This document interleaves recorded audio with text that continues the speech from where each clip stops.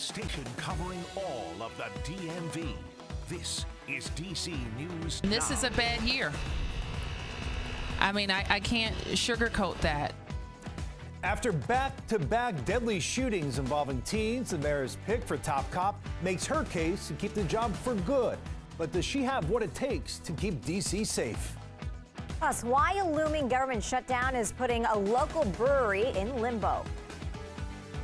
And good evening, everyone. Partial clearing taking over the region right now, and you're going to wake up to more sunshine across the DMV, but showers, they're back in the forecast. I have the details. They're coming up.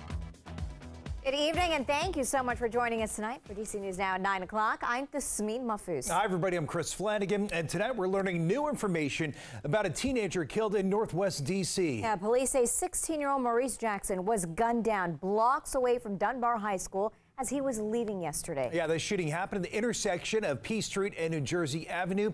That's where our Marielle Carbone joins us live tonight. And Marielle, you've been on the ground there all afternoon. Witnesses tell you they're still processing exactly what happened. Yeah, Chris, it's still been a really difficult day for people. I spoke to one neighbor in the area who says he was getting his newborn baby out of the car when he heard the gunfire go off. That shooting happened on this corner. He then saw Jackson run across the street to the other corner where he collapsed. The neighbor went over and tried to help him, to no avail. He tells me he is too shaken up to talk to us on camera about all of this, but he did tell me this has been traumatizing for him. Students and city leaders say the same. Sad because a lot of young kids are getting killed these days. That includes a fellow student here at Dunbar High School. In the community, we're just losing our lives. Rakea Nettles is a sophomore at the school. She says the latest shooting, claiming the life of 16-year-old Maurice Jackson, is yet another reason she's forced to always be vigilant. I just try to watch my surroundings. My parents always tell me to watch my surroundings. According to police, Jackson was walking near New Jersey Avenue and P Street Northwest when he began talking to a group of people. A suspect pulled out a gun and fired multiple times, hitting and killing the teen. Because my heart sank. At-large council member Kenya McDuffie was at the school this morning talking to students and staff. He says Jackson is the second Dunbar student killed this month. It was hard to look some of the young folks in their eyes, though, and tell them it's going to be okay, because the reality is they're dealing with that trauma. McDuffie says the city is failing to keep kids safe. And just 24 hours before Jackson was killed, another teen, Jamal Jones, was shot and killed in Southeast. And we have to do everything humanly possible to change that. It's just so sad. I just people should just stop murdering people, and especially teens and kids these days. Now, this intersection, it is very busy with students from both KIPP and Dunbar walking home from school. Chris and Tasmin, we actually know that a DC Public Schools police officer was out here patrolling during the after-school hours because of yesterday's shooting. Reporting live in Northwest DC, I'm Marielle Carbone, DC News Now. Marielle, thank you. And as the homicide rate continues to soar, DC's acting police chief Pamela Smith is making her case to city leaders to keep her job permanently. Yeah, Smith has been at the helm of D.C. police for only 3 months now. Yeah, she spent more than 25 years in law enforcement, one as chief of the U.S. Park Police and 2 years with MPD. Now, some points to her inexperience to leading a department and the continuing violence under her watch. But Smith says that she's ready to take on this role for good. I come to this position ready to work with members of the community and our partners in nonprofits, businesses, and government to help create a safer city for all that fulfills the promise and values of equity and inclusion. So dozens of people testified today. Most were in favor of her confirmation.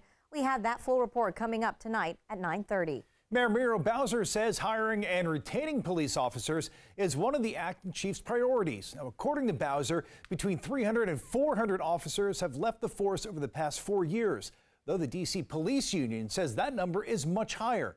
According to the union, more than 1,300 police officers have parted ways with the department since June of 2020.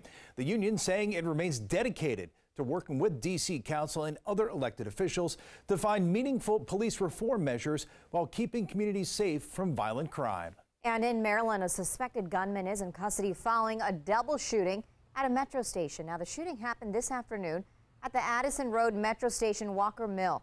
Police say the 2 shooting victims are expected to survive. They were found near the station's bus bay. All right, if you live in Montgomery County, you'll need to get rid of your gas-powered leaf blower within the next 2 years. County Council has voted to ban all sales of gas-powered leaf blowers by July 2024.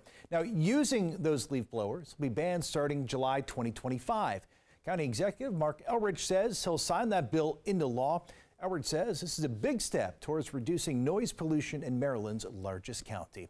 All right, it is safe to say it's a sleep with the windows open kind of night. Yeah, it definitely is. Let's check in with our chief meteorologist, Janessa Webb. Janessa, definitely feels like fall tonight. Yeah, it's pretty cool out there. I was just saying, where are my leggings? Man, you need to break them out. It's that transitional time here for the next couple of days where we have a cooler air mass that are currently in place. Roslyn looking beautiful across all of the DMV. Really partly cloudy skies, and it's due to us being wedged into 2 storm systems. Really, the one out towards our west is not super impressive. It's allowing rain for West Virginia right now, but it's dissipating in nature. Here's our next big weather maker going into Friday, and it's not a substantial weather maker at all. So really, you're going to wake up to bright sunny skies tomorrow. Temperatures a little bit warmer. We're still into the 60s to start your morning, and 50s the farther west that you go. 58 for Orange, the city of Orange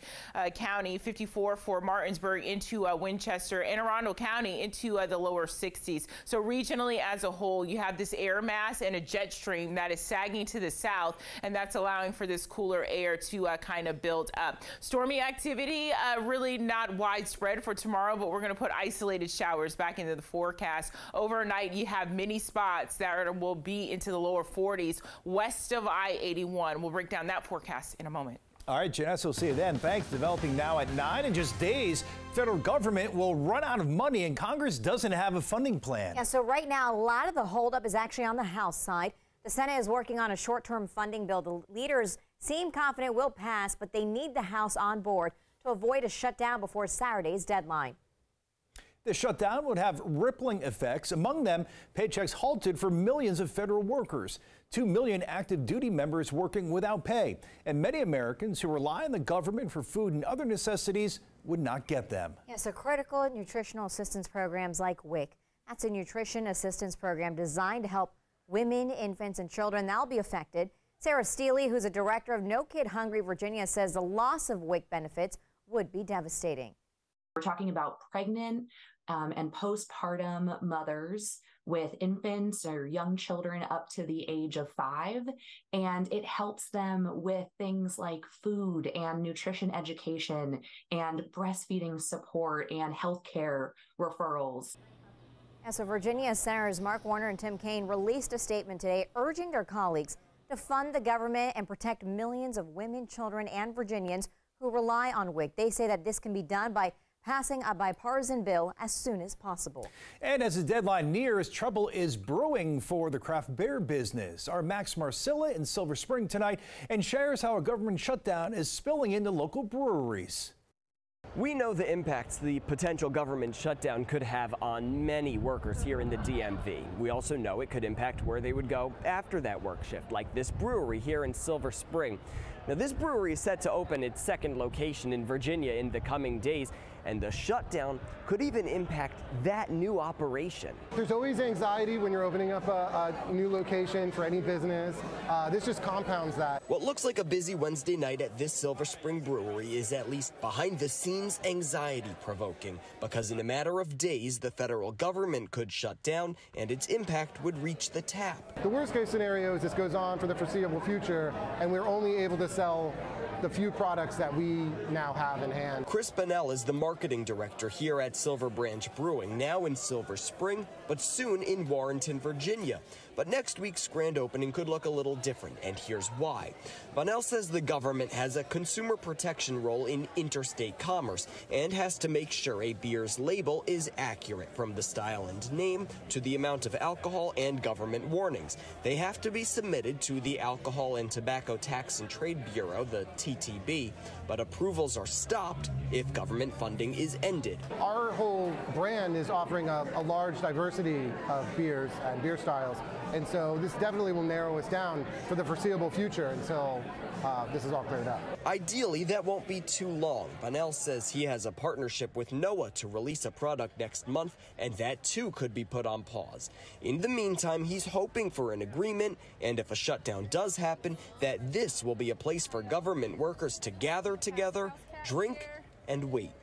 In Silver Spring, Max Marcilla, DC News Now.